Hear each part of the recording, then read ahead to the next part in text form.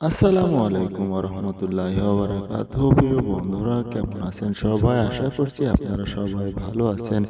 আমার এই চ্যানেলের ৫৫তম পর্বে আমি আপনাদের সবাইকে স্বাগত জানাচ্ছি।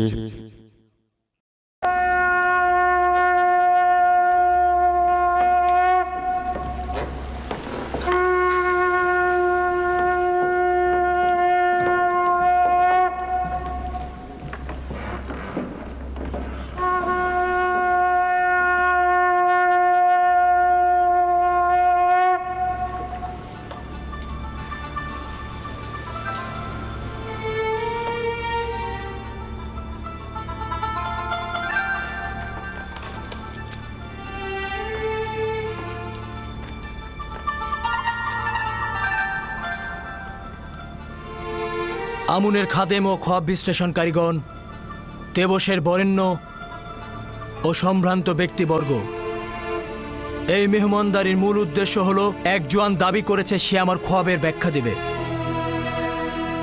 তাই আমি চাইছি যে তার এই দাবির সত্য বা মিথ্যা সকলের সামনে প্রকাশিত হোক।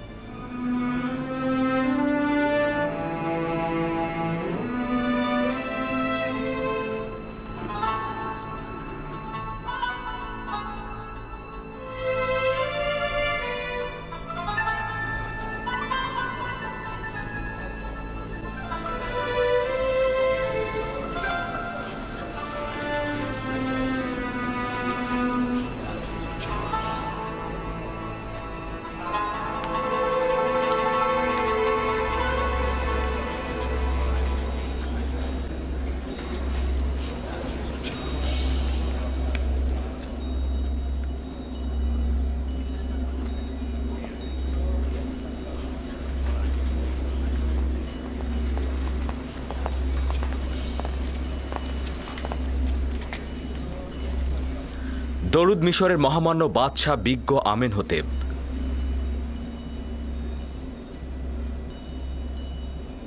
ইউজারসিফ বছরের পর বছর জনাব পুতিফারের তত্ত্বাবধায়ক থাকা সত্ত্বেও এখন পর্যন্ত মিশরের বাদশাহ খোদাবন্দেগারকে তাজিম করাই শিখেনি। আপনারা যেহেতু একাধিক ইলাহিকে তাজিম করে থাকেন, সেহেতু তাজিম করাটাকে বাধ্যতামূলক মনে করেন। কিন্তু আমি এখন পর্যন্ত শুধুমাত্র একজন মাবুদের নিকটই তাজিম করেছি।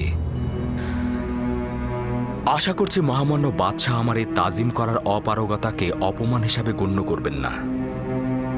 কিন্তু এটি রাজ দরবারের বরেণ্য ব্যক্তিবর্গের সঙ্গে আদবের বরখেলাপ এবং বড় ধরনের অসম্মান।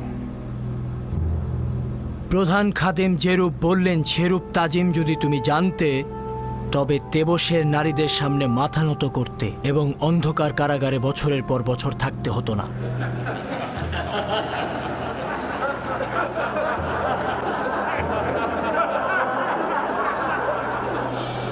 সকলেই জানেন এই মজলিসের উদ্দেশ্য হলো একটি খোয়াবের ব্যাখ্যা জানা, যা আমি অল্প কিছুদিন আগেই দেখেছিলাম।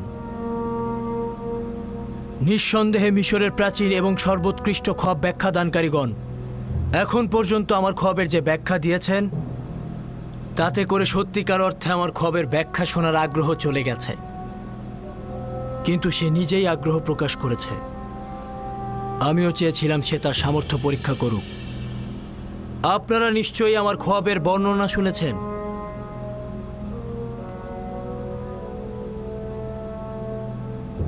কিন্তু আমি আবারও সেটা পুনরাবৃত্তি করছি।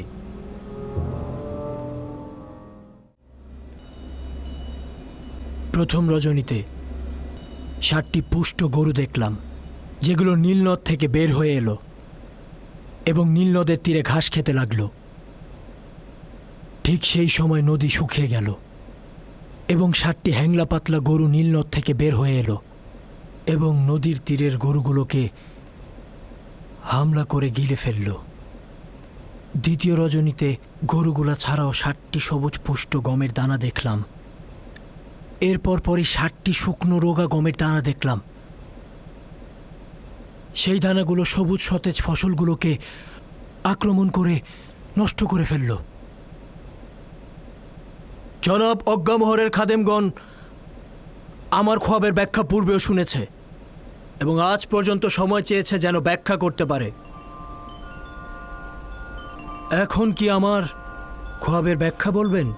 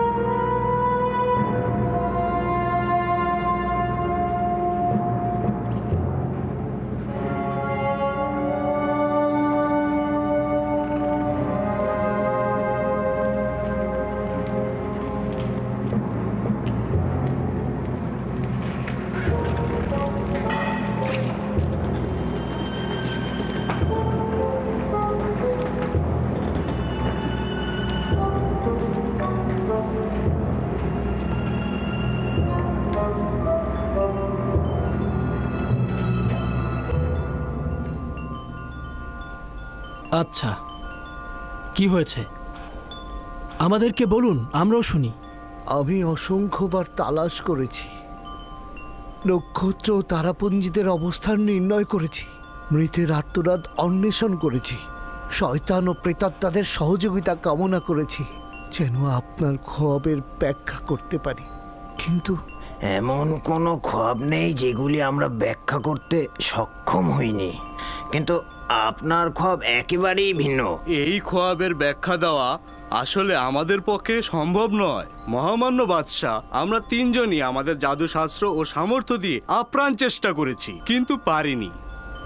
আমাদের সকল খোয়াব বিশ্লেষণকারীদের ব্যাখ্যা হচ্ছে প্রাগৈতিহাসিক কাল থেকে গরুকে মিশরের জন্য বছর হিসেবে ব্যাখ্যা করা হয়েছে। আপাতত এটাই পেয়েছি।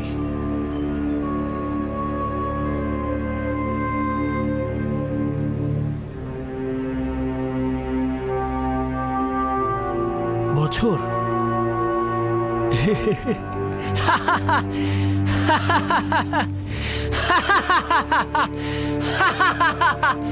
বছর?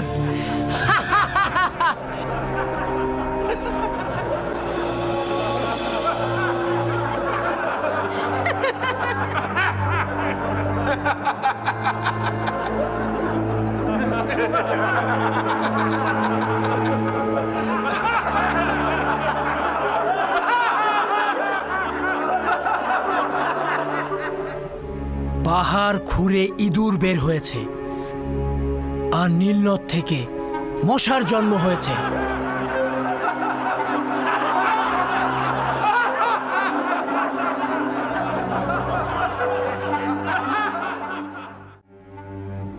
আমার খোয়াবের ব্যাখ্যা হলো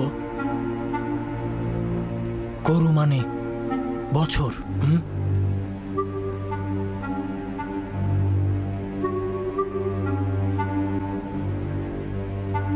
আচ্ছা ইউজারসিফ, এবার তুমি বলো, তোমার খোয়াবের ব্যাখ্যা দেওয়ার পালা। ব্যাখ্যা নয় আলী জনাব, আমি আপনার খোয়াব রূপান্তর করে বলতে চাই। ব্যাখ্যা ও রূপান্তরের মধ্যে পার্থক্য কি রয়েছে? খোয়াব ব্যাখ্যার মূল ভিত্তি হচ্ছে অনুমান ও ধারণা, তার বিশ্লেষণ সুনির্দিষ্ট নয়, কিন্তু রূপান্তরের মূল হাকিকত হচ্ছে আধ্যাত্মিকতা। তাই আমি যা কিছু রূপান্তর করব তা নিঃসন্দেহে ঘটবে এবং তা পরিবর্তন ও বন্ধ করে দেয়া সম্ভব নয়। এই সকল বিশ্বাস কোথা থেকে পেলে ইউজারশিপ? নিজের প্রতি অনেক বিশ্বাস আছে তোমার। আমার পরওয়ারদিগারের নিকট থেকে আলী জনাব, আমি নিজে থেকে কিছুই বলি না, তিনি আমাকে রূপান্তর শিক্ষা দিয়েছেন। এগুলো যা বলছো অতিরিক্ত বাড়াবাড়ি ছাড়া কিছুই নয়। প্রমাণ করা তো দূরের কথা, তুমি কিছুই পারবে না। তুমি যে খোয়াবের ব্যাখ্যা করেছো সেটা সত্যি তো নয়ই, হাতে তোমার খোদার কুদরতের কথা বলছো সেটা তো নেই। যদি অনুমতি প্রদান করেন আমি এই সন্দেহের পর্দা উন্মোচিত করব এবং এই খোয়াবের হাকিকত ও আমার পরওয়ারদিগারের কুদরত প্রমাণ করব। জনাব অজ্ঞামোহর যদি সম্মত হন তাহলে পরস্পর সমঝোতার ভিত্তিতে খোয়াবের রূপান্তর করব। এখন পর্যন্ত আপনার খোয়াব বিশ্লেষণকারী বলেছেন গরু মিশরের বছর হিসেবে ব্যাখ্যা হয়ে আসছেন, সঠিক তো? হ্যাঁ, এ ব্যাপারে কোনো সন্দেহ নেই। এবং কবুল করছেন যে দুটো স্বপ্নে গরু ও গমের দানাগুলো একই অর্থে ব্যবহার হয়েছে? প্রকৃতপক্ষে তাই হবে। তাহলে কি সবুজ ও হুষ্টপুষ্ট প্রচুর পরিমাণ ফসলের নিশানা নয়, আর মৃত ও নিস্তেজ এবং শুকনো রোগা দুর্ভিক্ষের নিশানা নয়? ভিন্ন কোনো ব্যাখ্যা জেহেনে আসছে না। আপনি স্বীকার করলেন। তাহলে কি আমরা সিদ্ধান্ত গ্রহণ করতে পারি না যে মিশরে 7 বছর প্রচুর ফসল উৎপাদিত হবে এবং পরের 7 বছর শুষ্ক মৌসুম ও দুর্ভিক্ষ বিরাজ করবে?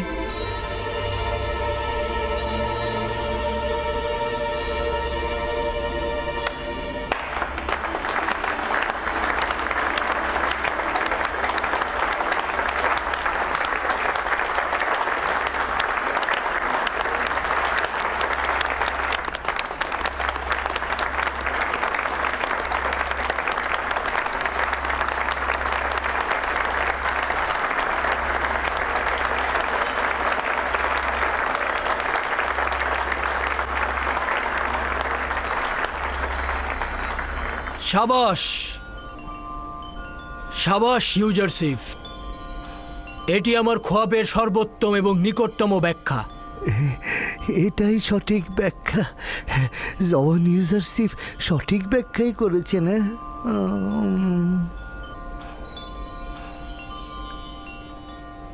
দেখলেন তো অজ্ঞামোহর, বলেছিলাম না এরা ফাউ খাওয়ার দল। এরা অযথাই নিজেদের খোয়াব বিশ্লেষণকারী দাবি করে। এরা সবকিছু নিজেদের উদ্ভট কল্পনা থেকে বলে থাকে, যেই সব বিশ্লেষণ কখনোই কারো উপকারে আসে না। আপাত দৃষ্টিতে এই ব্যাখ্যা সঠিক, কিন্তু ব্যাখ্যার বাস্তবতা সঠিকভাবে বাস্তবায়ন হবে না। বিষয়টির ব্যাপারে যথেষ্ট সন্দেহ রয়েছে। এখন পর্যন্ত কেউ শুনেছেন যে পবিত্র নীল নদের সেচের পানির কাজে কোনো ব্যাঘাত ঘটেছে? এই ব্যাখ্যা দক্ষিণে অবস্থিত কৃষ্ণকার ভূমির জন্য প্রযোজ্য। মিশর ভূমির জন্য নীলনদ হচ্ছে সোনা খচিত আংটি স্বরূপ। কিন্তু আমরা পূর্বপুরুষদের কাছ থেকে শুনেছি এ পর্যন্ত নীলনদ বেশ কয়েকবার অন্যান্য নীল সাগর থেকে পানি ধার করেছে এবং পানি স্বল্পতায় ভুগেছে। যদি ধরেও নেই যে ইউজারশিপের খোয়াব ব্যাখ্যা সঠিক নয়, তারপরও ভবিষ্যতের কথা চিন্তা করে আমাদের আরেকটু সাবধানী হওয়াটাই বুদ্ধিমানের কাজ হবে। এই ব্যাখ্যা থেকে বোঝা যাচ্ছে ভবিষ্যতে মিশরে বড় ধরনের বিপর্যয় নেমে আসবে। সমাধানের পথটা কি? উত্তম হচ্ছে 7 বছর প্রচুর পরিমাণে ফসল উৎপাদন করবেন এবং সঞ্চয় করবেন, এবং এই ফসল দুর্ভিক্ষে 7 বছর খরচ করবেন এবং জনগণকে নাজাত দেবেন। সাবাস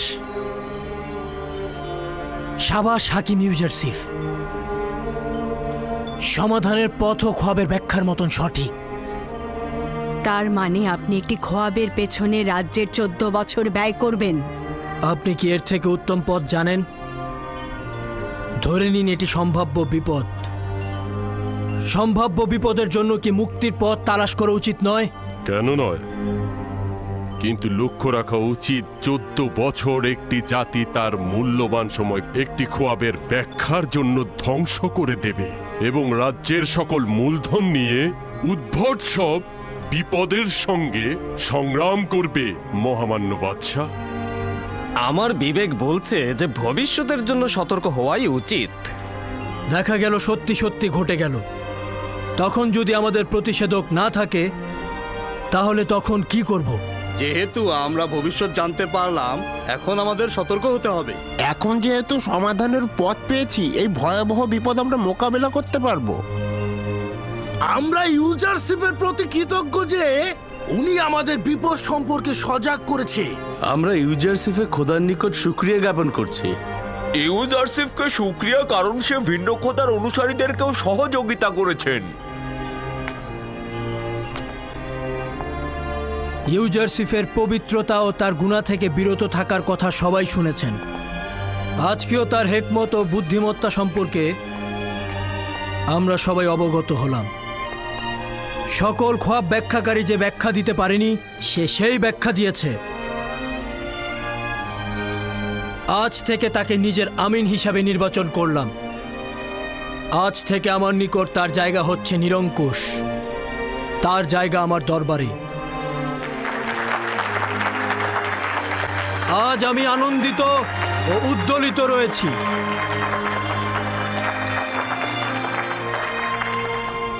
আমি চাইছি না এই খুশি তোমার খোয়াব ব্যাখ্যাকারীদের শাস্তি দিয়ে ক্রোধে রূপান্তরিত হোক। আজ মিশরের খাদেমদের এবং তাদের খোয়াব ব্যাখ্যাকারীদের অক্ষমতা আপনাদের সকলের সামনে প্রকাশিত হলো, এবং আপনারা দেখলেন যে আমুন খোদার চাইতে শক্তিশালী খোদা রয়েছে। আমার খুশি ক্রোধে রূপান্তরিত না করতে চাইলে এখান থেকে চলে যান।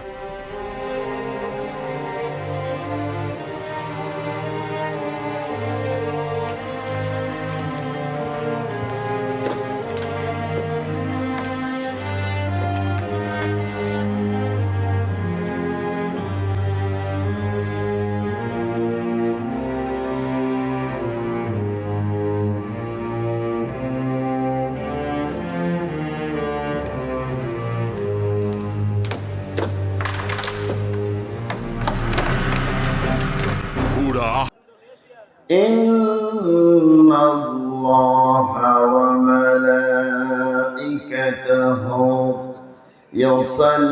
يصلون على النبي يا أيها الذين آمنوا صلوا عليه وسلموا تسليما اللهم صل على محمد وعلى آل محمد كما صليت على إبراهيم وعلى آل إبراهيم إنك حميد مجيد اللهم بارك على محمد وعلى آل محمد كما باركت على إبراهيم وعلى آل إبراهيم إنك حميد مجيد ذكرك لا إله لا إله جل لا إله لا إله لا إله لا إله لا إله إلا الله محمد رسول الله صلى الله عليه وسلم আলহামদুলিল্লাহ দত্তপাড়া ধাবকপাড়া জামে মসজিদের উদ্যোগে প্রথম বাৎসরিক তাফসীরুল কোরআন মাহফিল আজকের মাহফিলের সম্মানিত সভাপতি জনাব মোহাম্মদ ইদ্রিস আলী সরদার চেয়ারম্যান ১ নং গঙ্গানন্দপুর ইউনিয়ন পরিষদ, আল্লাহ তাআলা